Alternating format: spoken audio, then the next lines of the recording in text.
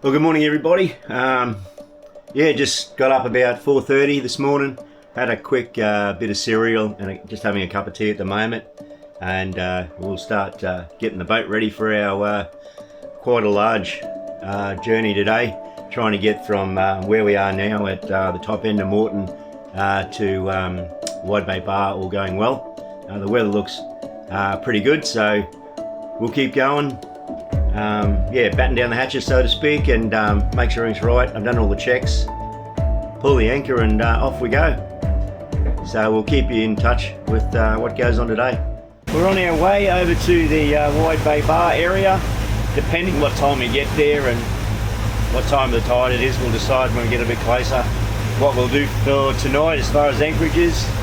Getting along at probably averaging 6 knots, maybe a little less. We're going against the tide that's running into Moreton Bay at the moment, so it has a fair effect on the performance of the boat. Sitting on 2,000 RPM at the moment, seems to be a pretty good rev range for the boat. Seems to go quite well with that range. Not sure, it probably uses a little more fuel, slightly. I think it's around half a litre a kilometre at about 1,800 revs, so I'm doing 2,000 revs, so it's a little bit more, so it'll be using a slightly more fuel per kilometre. Good conditions.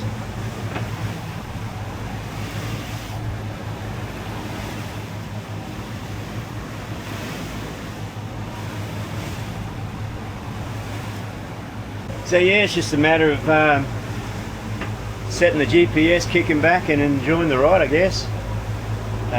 Elaine's got her usual position over here. Well, just a little update, guys. Everything's going along quite well. Conditions have worsened slightly. We've got a decent swell out here, but we're sort of out in the middle of nowhere a little bit, quite a ways off the coast. So it's, yeah, other than that, things are going well. Elaine's making good use of some catch up on some sleep time, but we're just approaching what is there, 1, 2, 3, 4, 5 ships anchored up out here, so we're sort of in the shipping channel that goes into Moreton. So I guess these guys are out here waiting to be, I don't know, piloted into Brisbane Harbour or somewhere like that. I'm not real sure, but yeah, there's a few out here.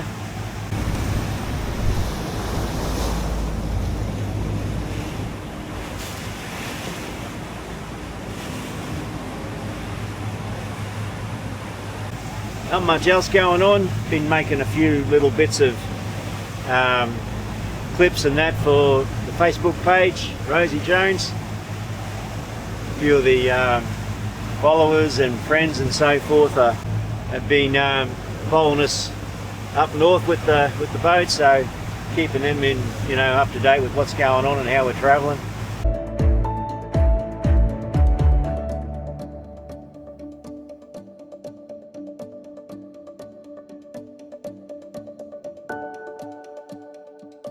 Alrighty, it's been a bit of a long day, but we're just approaching Double Island Point.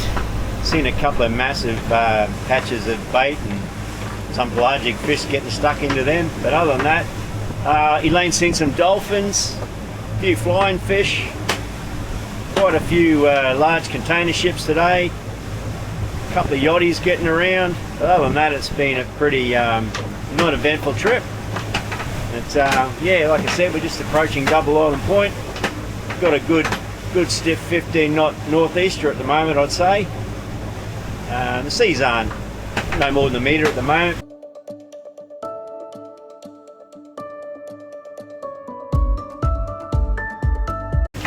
Quite a few vehicles and so forth on the beach over there. I think it actually is a bit of a camping area at Double Island, but yeah.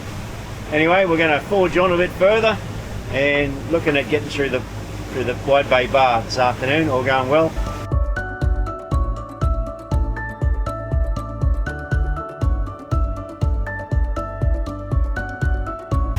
Alright guys, we just went through the Wide Bay Bar, no problems. The shallowest we got was 6 metres.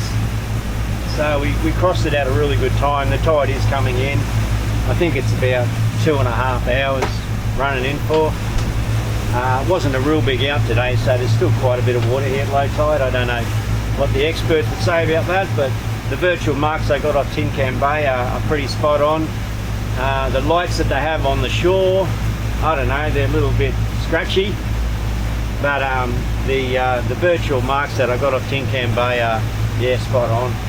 Yeah, we're gonna keep going. We've got a bit of daylight left, so I wouldn't mind getting up to White Cliffs tonight, but we'll see how we go. There's a couple of other anchorages before we get that far, but as long as it's beaconed and the lights are all good, we'll have no problem getting through there early night. So I'm trying to get a good jump on tomorrow and hopefully get to Bundaberg tomorrow. So we really are pushing it. We've got to be back home by the 25th. So we're really trying to do you know, long legs, big days.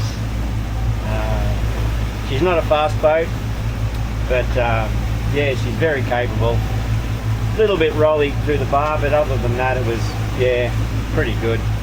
All right, guys, we're going to keep going. We're just a couple of mile into the Sandy Straits, heading north. Certainly love to come back here again. It's a shame we're going to have to push through the night and miss so much of it to see, but we've just got to keep moving. So I'll definitely be coming back. It looks bloody beautiful. Magic place.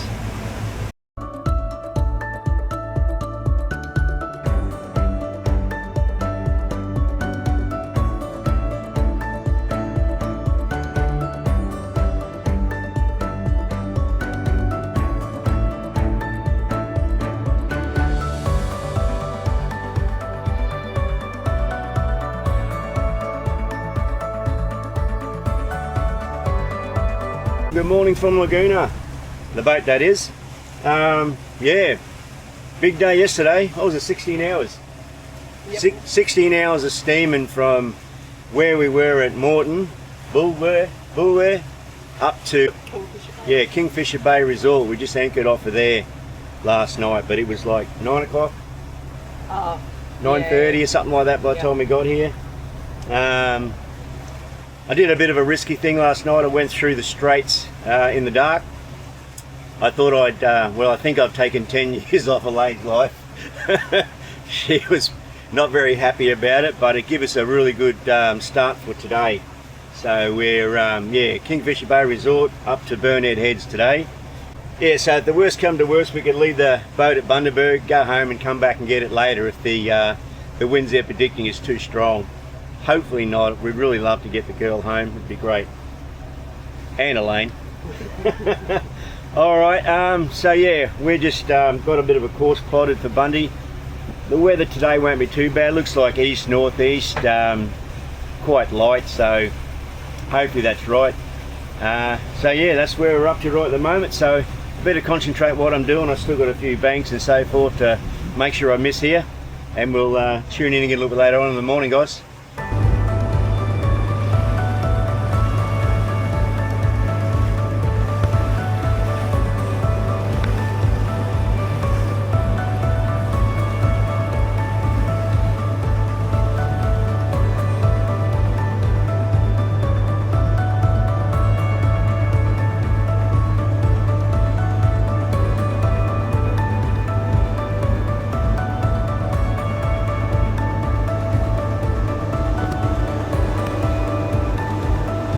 Well, it'd be nice if the entire day was as beautiful as this water is at the moment. Check this out, guys.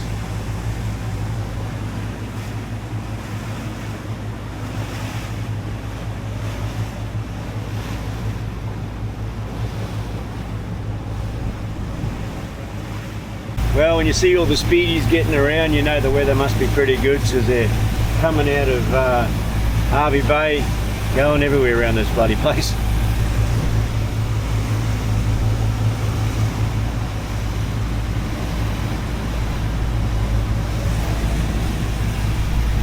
I suppose why not?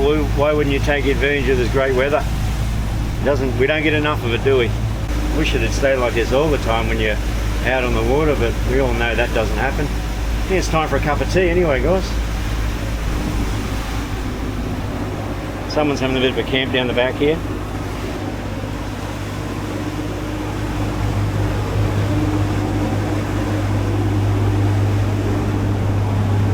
We'll leave asleep. Had a big day yesterday. It's yeah, one of the creature comforts, I suppose, of a boat like this. It's slow, but you can set the autopilot as long as you're on watching things, making sure nothing pops up unexpected, and you're on course. And you can get around the boat, make a cup of tea, whatever you want to do.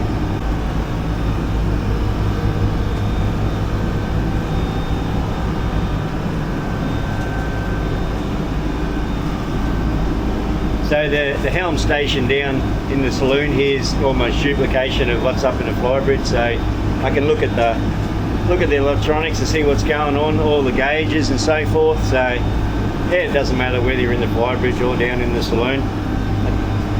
No, kettle's still going. It's got a gas stove.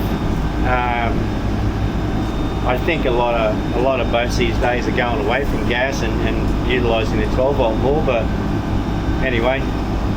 This one's got gas. But yeah, no, it's great.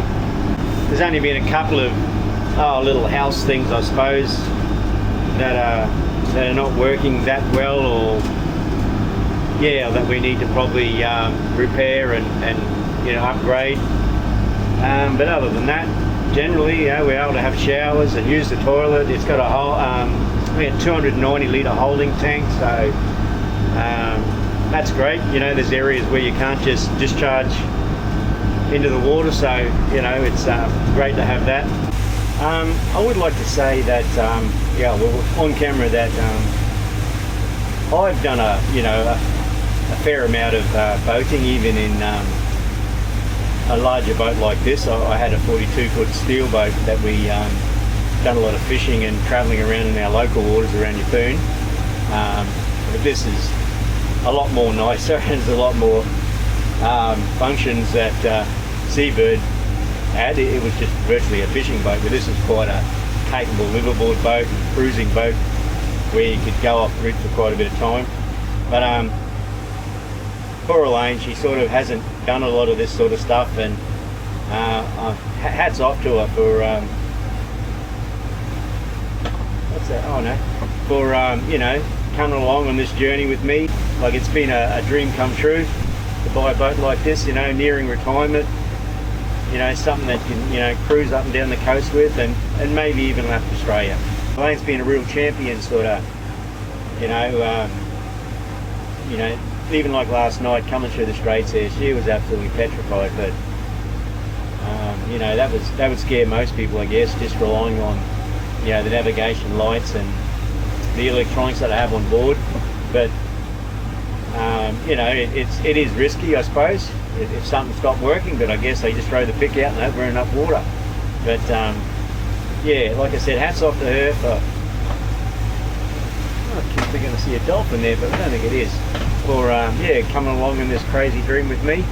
Okay, I've contacted Bundaberg Port Marina. We're going to berth in there tonight, refuel, top up the water. I guess give Elaine a bit of a chance to refresh and get off the boat for a little bit of time. Just have to see what tomorrow's weather is going to do. It's supposed to be getting up. I think it's 15 to 20, which coming from the right direction mightn't be too bad. I know the boat seems to roll a little bit if we got a bit of side on, so it mightn't be the most pleasant journey. But like I said, we're pretty keen to get it home. But I guess I'll think about it. The next leg from Bundaberg Port Marina was up to Pancake Creek, and then on into Gladstone and through the Narrows that way back to Roslyn Bay because of the weather. So we'll just see how we go. Well, it's weather like this that you really appreciate having a boat to cruise up and down the coast in. Check out these conditions, guys.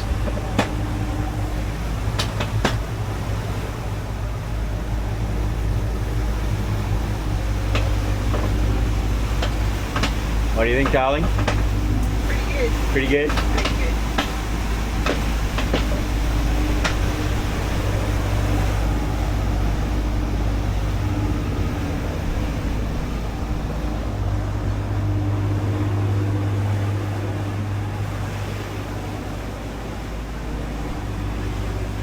Oh, so unfortunately, it's not like this all the time, but when days are this good, you really got to enjoy them and appreciate them. Well, we're just coming into the Burnett River.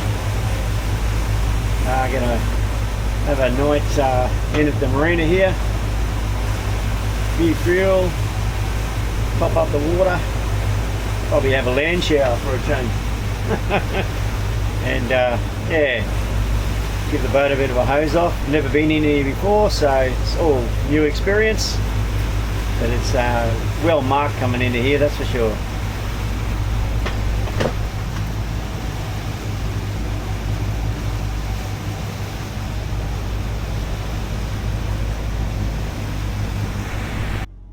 Okay guys, we're in Bundaberg Port Marina, I think they call it. Bundaberg Port Marina tonight. Fueled the boat up, taken on all the water we can, topped everything up like that.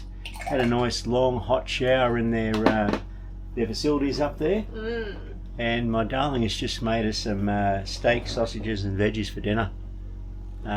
Early morning tomorrow, we've got to get up to Pancake Creek tomorrow, and the southerlies are kicking up, so it's probably not going to be a very pleasant trip, but we're on a mission. We need to get back to Roslyn Bay before the 25th, so we're going to take it on tomorrow, come what may.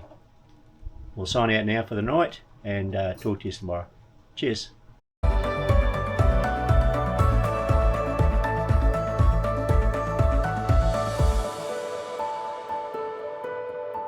Well, good morning guys, we're up and at 'em again. What is it, about 5:45 I suppose, something like that. We left the Bundaberg Port Marina about just before 5:30, so we poked our heads out the front here. Doesn't look too bad at the moment. We're just coming out around some bars that are just north of the entrance to that marina entrance into the port of Bundy. We sort of got to dodge some banks here, and then I'll set a course straight for Pancake Creek, hopefully. Conditions aren't too bad. Sun's just poking its head up out there. But anyway, we'll tune in a little while and give you an idea of how far we got to go and if there's much change in the weather. Alright, we're not travelling along too badly. Estimated time of arrival at Busted Head is about 1400 to Savo, and Pancake Creek is just around the corner of that a little bit. So yeah, we're getting along. We were doing a bit better speed now, but the waves probably kicked up a little bit. There's a few little white caps here now, and it's sort of dropped us back to 7 or a little bit under 7 knots. So we're getting over 7 at time, so probably averaging around 7 knots.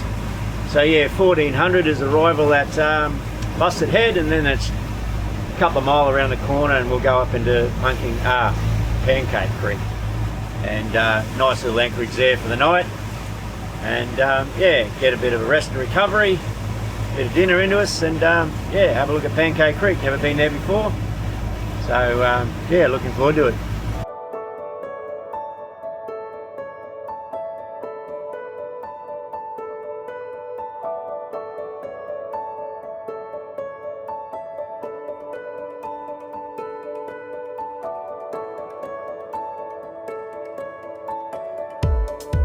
Alright guys, little update again, coming up to Round Hill here.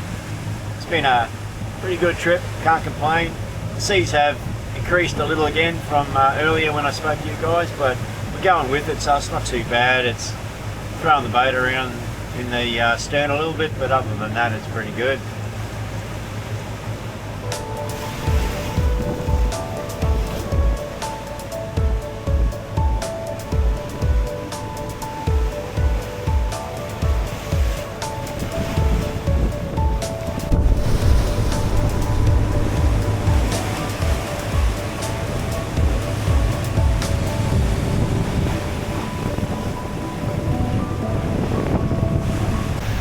Right, well that was probably the roughest part of the trip, coming around Busted Heads. We're just approaching the entrance into Pancake Creek. And yeah, really turned it on around the side of Busted Heads. There's quite a bit of rock in that under the water, and yeah, she's really a good 2 metre slot there for sure.